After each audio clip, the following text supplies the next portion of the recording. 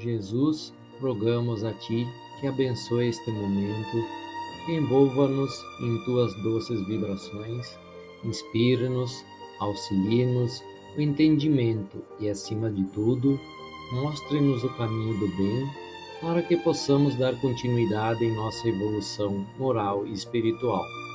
Que possamos hoje, ao final de nossos estudos, estarmos mais enriquecidos em nossos conceitos doutrinários, para que possamos colocá-los em prática no dia a dia de nossa existência.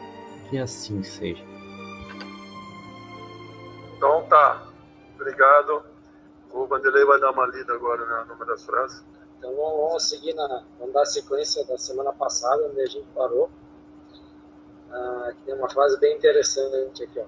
A sua oração fervorosa e específica para aliviar algum acontecimento pode receber resposta, mas a longo prazo será de pouco proveito se sua mente e seu coração continuarem em contravenção com as leis universais do amor e você viver com atitude mental em constante crítica.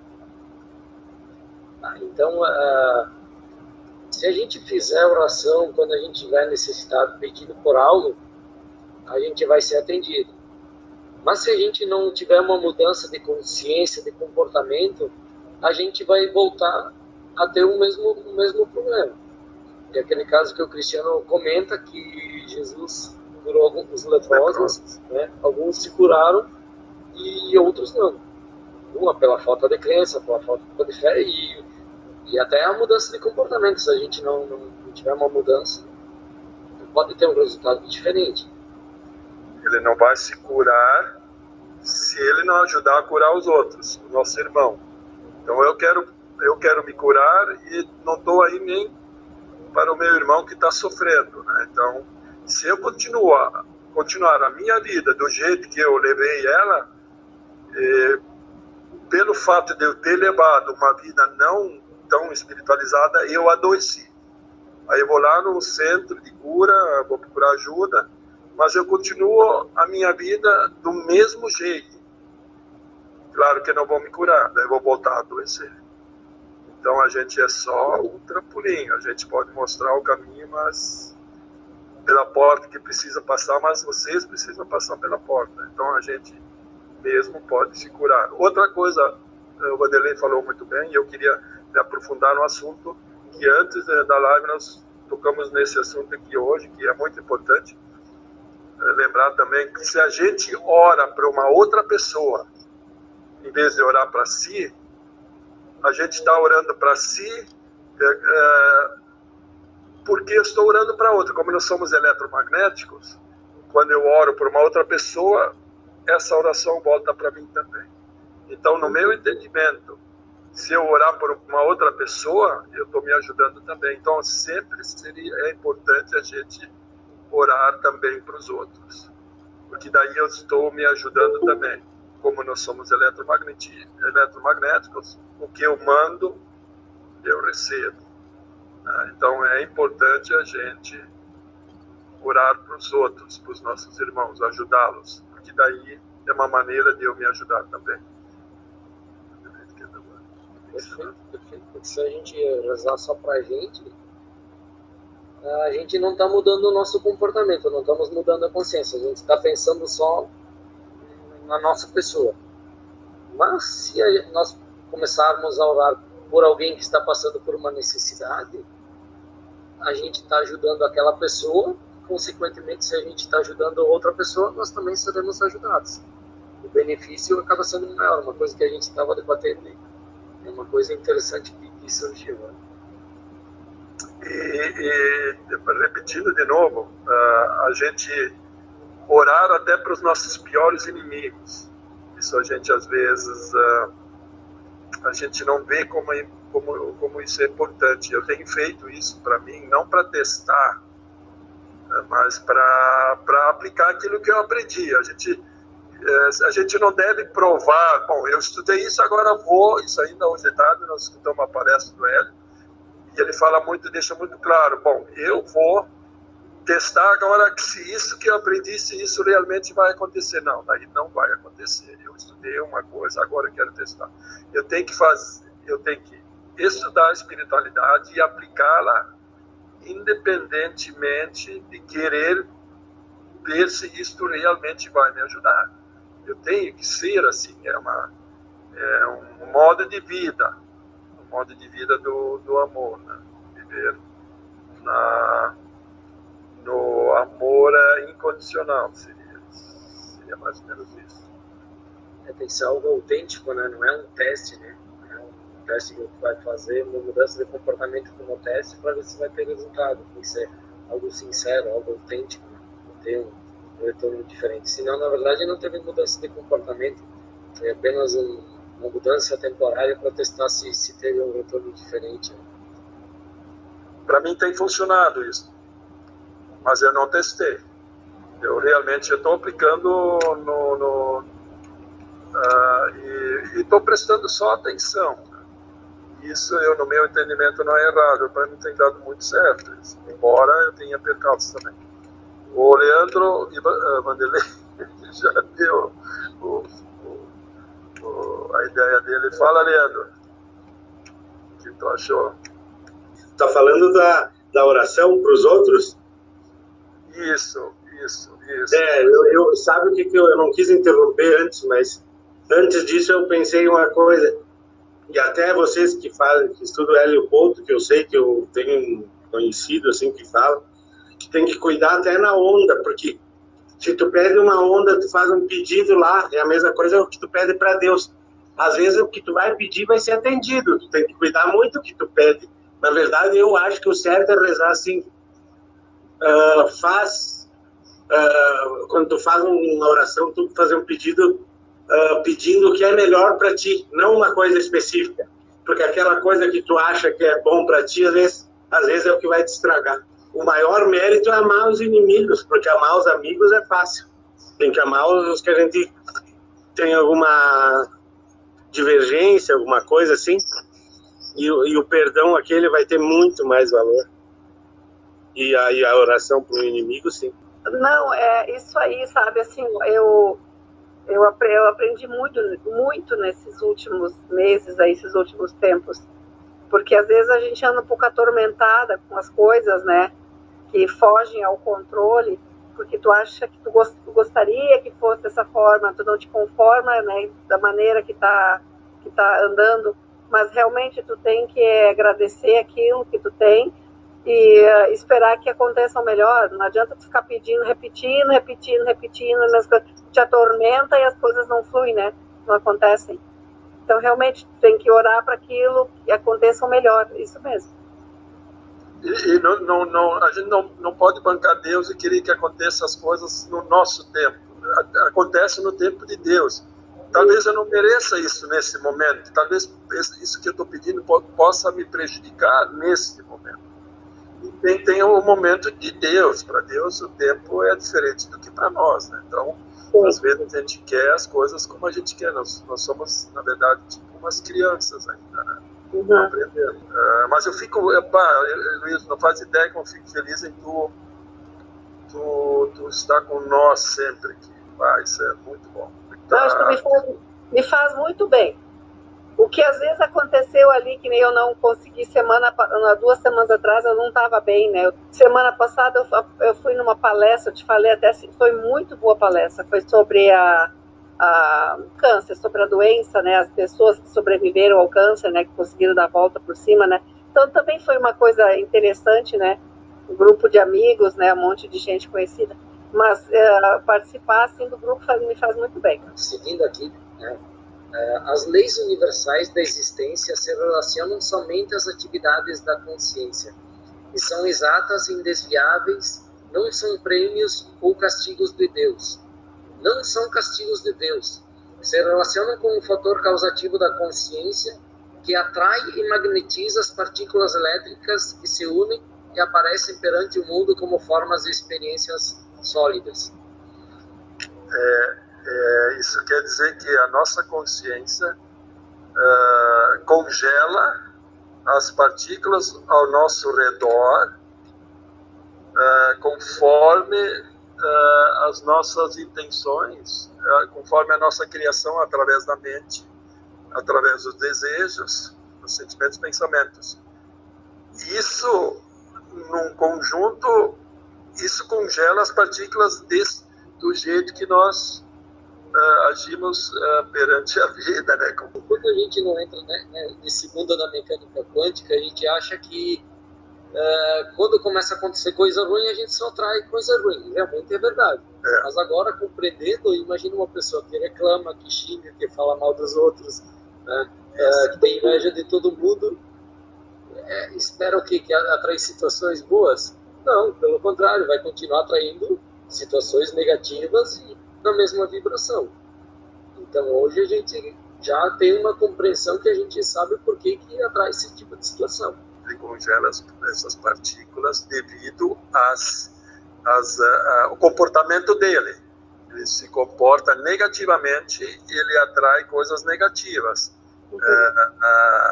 Ele materializa coisas negativas na vida dele. E, como ele falou aqui em partículas, vamos supor, congela a energia das partículas e elas se tornam se manifestam na realidade. Ela se manifesta na realidade. E pode reparar, quando a pessoa está bem, está equilibrada, chegar no dia que tu se desequilibrar, tu baixar a vibração, pode ter certeza que, como consequência, vai ter uma outra situação negativa que vai aparecer. Vai aparecer mais uma. Aquilo que o pessoal diz, uma coisa ruim nunca vem sozinha, né? Acontece isso e acontece aquilo, daí é fato isso. Jesus está explicando isso. Isso é metafísica até um pouco, né? Tem a ver com metafísica. Que ele está tentando explicar de uma maneira não tão numa visão religiosa, uma visão um pouco misturando espiritualidade com mecânica quântica, né? Mas num entendimento um pouco diferente. Dá nó na mente, dá um nó. Mas o Leandro também pode dar o parecer dele. Não, eu concordo com tudo que vocês falaram aí. Eu concordo. Essa parte aqui também é interessante, que uma percepção que eu tinha que a parte espiritual teve um momento do desenvolvimento da humanidade que ficou mais afastada, parece que esquecida, e aqui ele fala uma frase interessante. No século XX, as habilidades mentais do ser humano deixaram para trás o seu desenvolvimento espiritual. Os cientistas pensaram que poderiam explicar as origens da criação, atribuindo-as apenas à casualidade. E como resultado direto disso, as pessoas abandonaram a moralidade e começaram a dar atenção completamente à própria vontade. Então, quando a ciência achou que podia explicar o surgimento do universo, da criação, parece que as pessoas focaram mais para a parte racional e acabaram esquecendo um pouco dessa parte espiritual. Porque antigamente tinha os reis, os deuses, o deus do sol, o deus do amor, vários deuses que eles veneravam, exatamente, e depois chegou um certo momento que a humanidade parece que esqueceu dessa espiritualidade, parece que ficou mais voltada para o lado material. A ciência até então ela começou a querer explicar o nosso surgimento, no caso, da onde a gente veio. Eles não conseguiram explicar até agora. Se eles não, e os cientistas podem ter certeza, daqui para frente eles vão ter que ser espiritualistas, porque eles estão no limite da explicação da criação. Eles não conseguem ir mais longe. Então eles estão no limite. Agora eles estão criando lá o colisor de Hadron lá em Genebra, para ver o que tem depois da matéria. E daí eles vão ter que ir para o lado da espiritualidade, porque não tem mais o que explicar agora. Então isso não vai demorar muito tempo. Eles vão ter que, nós vamos ter que se dar como vencidos, né? Porque a física tradicional vai até o lado que é a matéria, a menor partícula, a subpartícula da matéria. Além disso, a física tradicional não estuda, né? Porque não consegue comprovar. Então, vão ter que ir para a mecânica quântica, para a espiritualidade. Quer dizer, alguns vão, mas daí outros não. Outros não. Alguns dizem eu sou cientista materialista, mas eu também não consigo entender o que tem depois da matéria. Eu não consigo explicar a criação dentro de um contexto material, dentro de um contexto materialista. Mas eu sou materialista. O que quer dizer materialista? Eu sou ateu. Eu acredito que tudo veio por uma casualidade, pela evolução, não sei o quê, mas não consegue explicar a existência, mas também não acredita que o universo foi criado. Então ele está, grandes cientistas que eu estudei, eles estão nesse ponto aí de não saber para que lado correr, mas eles vão ter que ir para o lado da espiritualidade, porque não tem mais saída, né? Os cientistas estão no limite agora, já estudaram toda partícula, toda matéria, mas tem mais coisas, eles sabem que tem mais coisas, que é energia, né? Não, eu sei lá. Aqui também uma coisa que se comenta bastante na espiritualidade, aqui também tem uma frase, diz o seguinte: a sua tela de TV e o cinema se tornaram a nova Bíblia do comportamento humano. Tragédias pessoais desconhecidas para a humanidade há 100 anos se tornaram abundantes e as pessoas têm medo de andar nas ruas. Famílias estão presas atrás de muros altos. Os problemas familiares e sociais se expõem frequentemente em debates públicos. E assim a história da miséria humana se perpetua. Essa é a besta invadindo seus territórios e alimentando um miasma de bestialidade nas mentes inocentes. Aqui o que fala? Que a TV, as mídias, elas manipulam o comportamento humano. As notícias são tudo surgem para manipular as pessoas, para conduzirem ela da maneira que eles querem, né? E a espiritualidade sempre acaba ficando em segundo plano, né? Seria cabresto, né? Um estudioso falou que nós somos zumbis, né? Em algum momento eu falei isso aqui já, e eu achei que ele tivesse nos dado elogio aquela vez que vocês acharam graça sobre isso, né? Então, Vanderlei, eu comentei aqui, não sei se concorda, não sei se o Leandro concorda, e a Guisa, sobre a vibração do vírus. Ele tem uma vibração baixíssima. Se nós entrarmos na vibração dele, a gente sintoniza com esse vírus. E o que ele vai nos atacar? Então, uma pessoa espiritualizada, ela eu não... Concordo. Oi? Concordo, é isso mesmo. Eu acho também que é mais ou menos isso. Então essa parte aí já... Não há punição vinda do alto.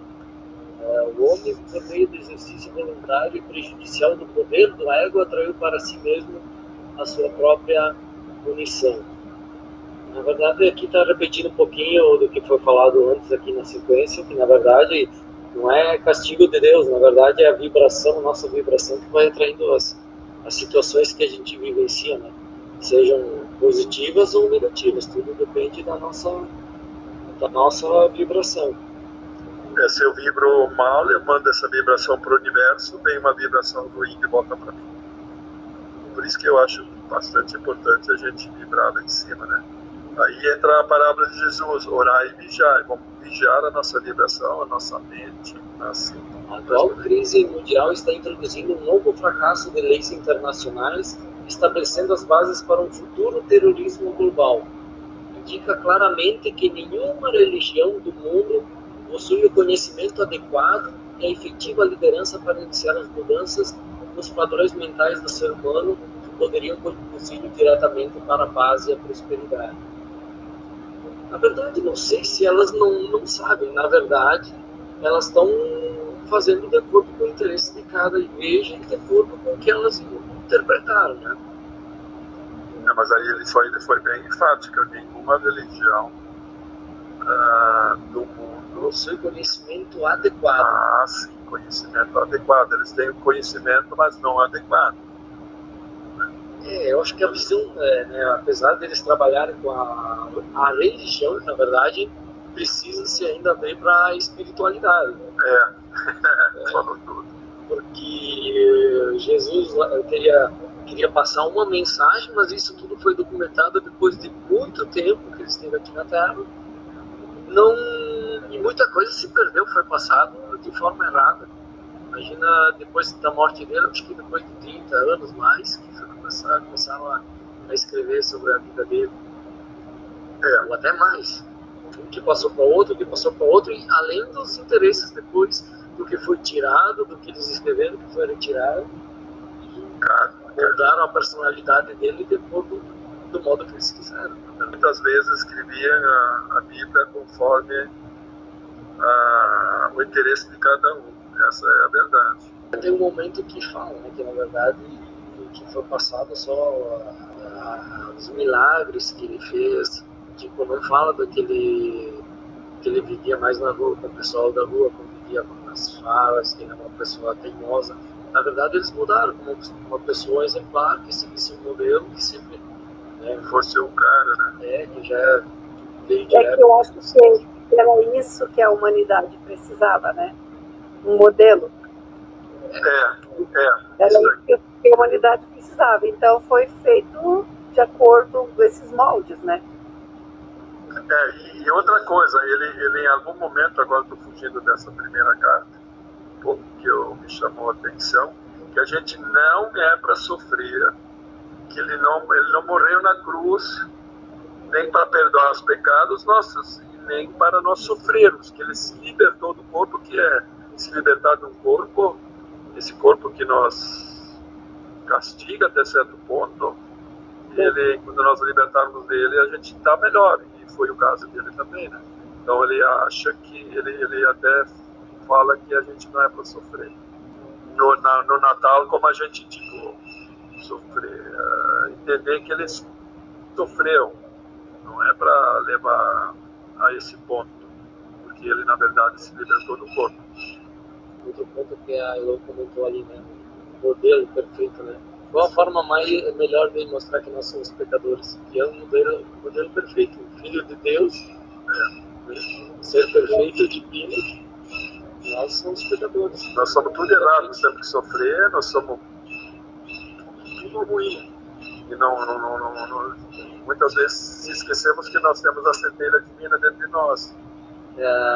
As igrejas não cometem o mesmo erro. As igrejas têm estado agonizantes, cristalizadas em rituais e dogmas, e seus sacerdotes e pastores não têm sido capazes de responder às necessidades espirituais que estão em contínua evolução nos ardentes buscadores da verdade. Em consequência disso, as igrejas estão se esvaziando. Se quiserem durar, as igrejas devem deixar de lado suas diferenças e ter humildade para aceitar que a inspiração não vem à Terra necessariamente da maneira que pareça aceitável para elas. Devem lembrar que o Cristo não era aceitável para os judeus. Para os judeus não gostavam dele, né? Até que crucificaram. Depois, essa leitura aqui é muito importante. Mas as igrejas, eu não vou na igreja faz algum tempo, eu não saberia dizer que se realmente elas estão esvaziando. Mas eu acho, né? Uma coisa que a gente fala das igrejas. O que acontece? É que hoje em dia, ou tu é católico, ou tu é evangélico, ou tu é não sei o quê. Tá? Se tu é católico, tu tem que seguir aquelas coisas, batizar, né? Fazer a primeira comunhão, fazer a crisma, fazer não sei o quê. Se tu não faz isso, tu tá fora. Tu sabe? Nem enterrado tu é. Hã? Nem enterrado te enterra. Pois é. Então, assim, como é que fica isso aí? Sabe? Isso aí não vai ter uma mudança, não vai ter uma evolução, não vai... Porque se tu não casa, daí agora eu acho que sim, mas até pouco tempo atrás tu não era casado, tu não podia nem batizar um filho, né? Olha a inteligência deles, do jeito que eles amarraram a coisa. Senhor, muito obrigado pelo que me deste, pelo que me dás, pelo ar, pelo pão, pela paz, pela minha faculdade de ver, pelos cegos eu quero interceder, por aqueles que vivem na escuridão e tropeçam na multidão. Por eles eu oro e a ti imploro comiseração, pois eu sei que depois desta lida numa outra vida, eles enxergarão. Senhor, muito obrigado pelos ouvidos meus, ouvidos que ouvem o tamborilar da chuva no telheiro, a melodia do vento nos ramos do salgueiro, a dor e as lágrimas que escorrem no rosto do mundo inteiro.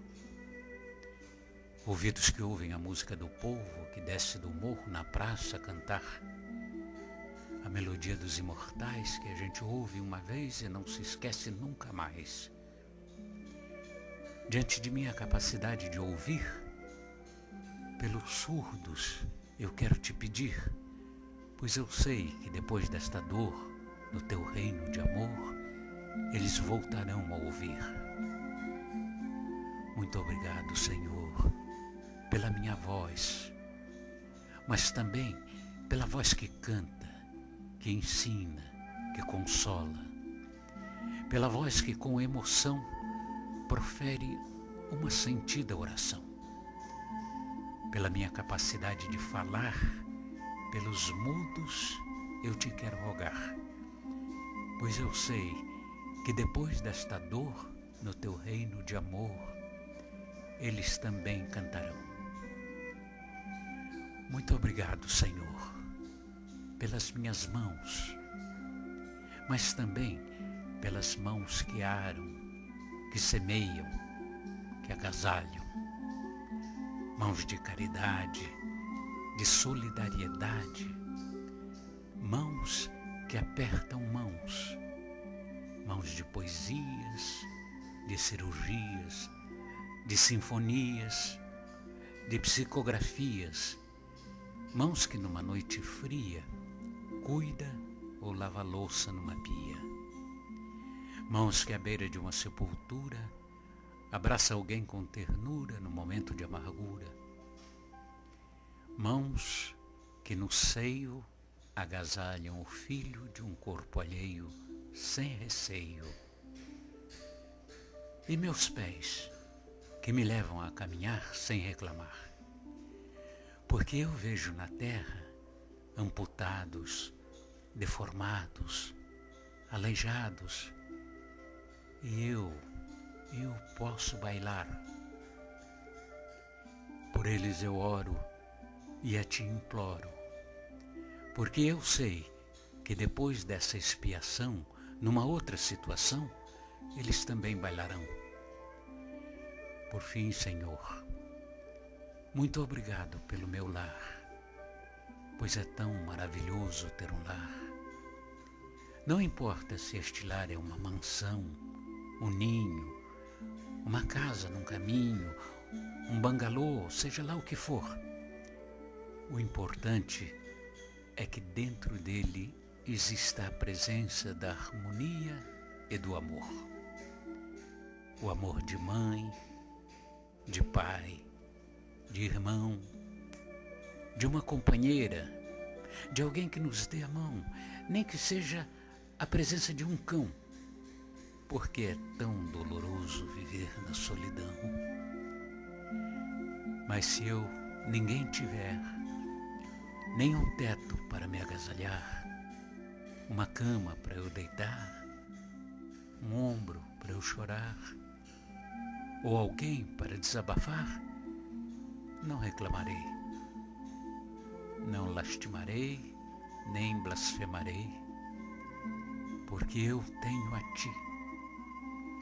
Então, muito obrigado porque eu nasci, e pelo teu amor, teu sacrifício, tua paixão por nós.